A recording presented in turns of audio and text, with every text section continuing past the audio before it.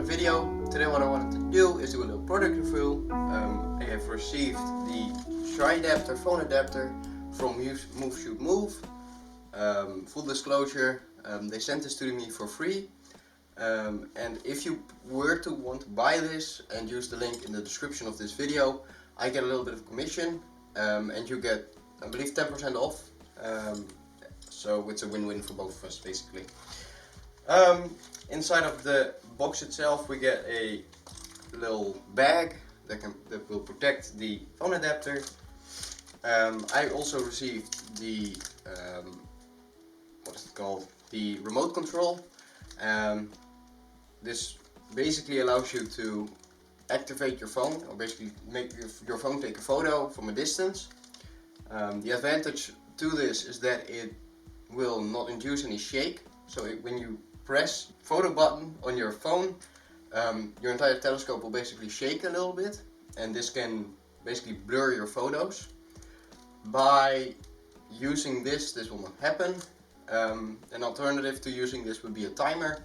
So you just set a 3-second timer or maybe a 5-second timer, and then let the telescope basically stabilize and then let it take the photo.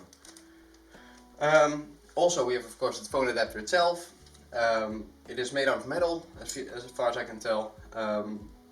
It has 3 axes, which is something I have only seen on this one, but it's quite useful.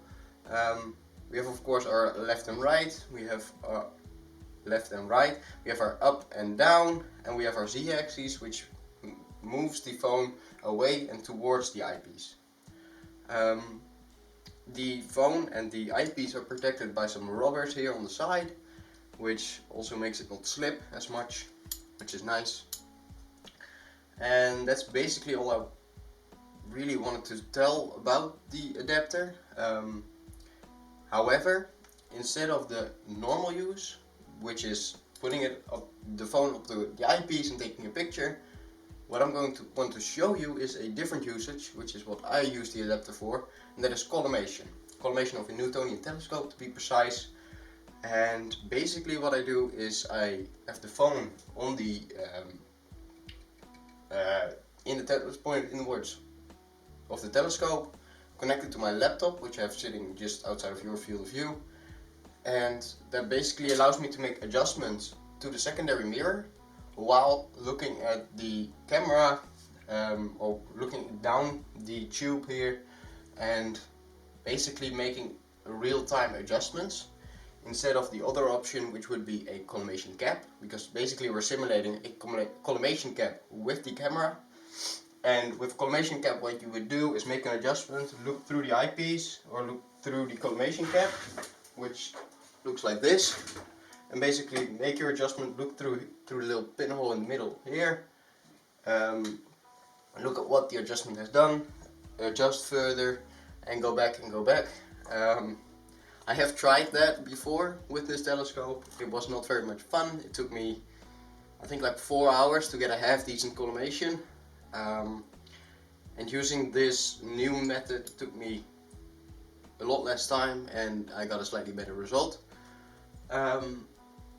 I have based this on a video from, I forgot what he's called, I'll just leave a link in the description.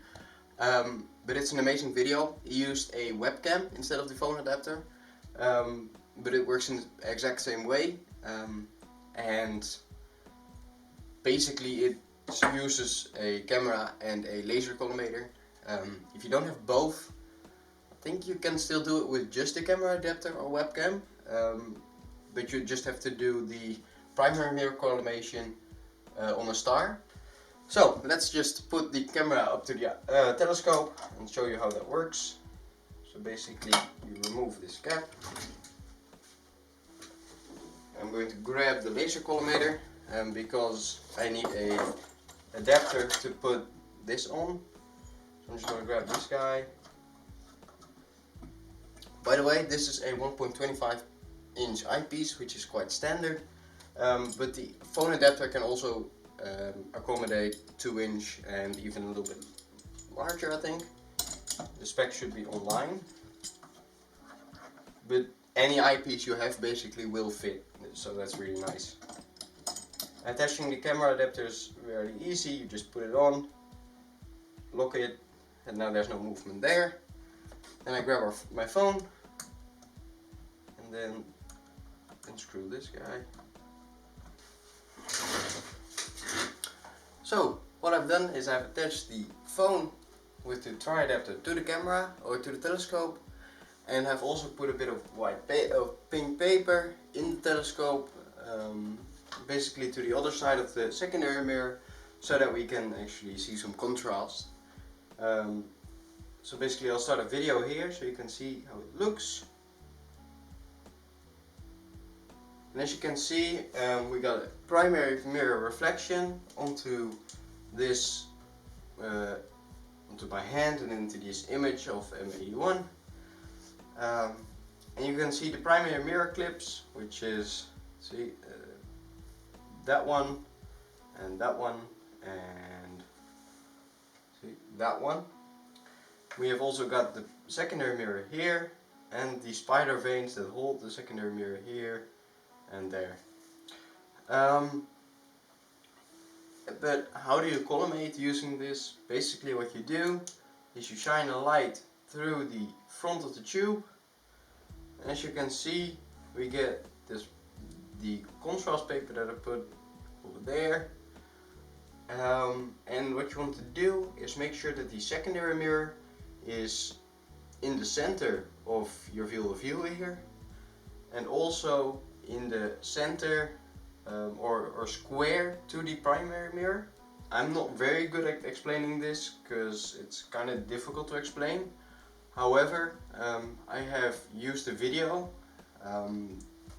that explains it very clearly, and I'll leave a link to it in the description. I'd highly suggest watching it because it's very informative. This is of course another use of the Tridapter. It is not the intended use maybe. So I'll also leave a link to the video from somebody else who made a video about the Tridapter as well, and he used it to actually image with his phone. He has also found a little issue with the Tridapter that I hadn't thought of, but it's a nice and easy fix which he shows. So I'd also highly recommend watching that one before even buying this adapter. With that, I hope you found this video useful. If you did and you are considering buying the adapter, please also consider using the link in the description. I'll get a bit of a commission and you'll also receive a nice discount. And with that, I wish you all clear skies. See ya!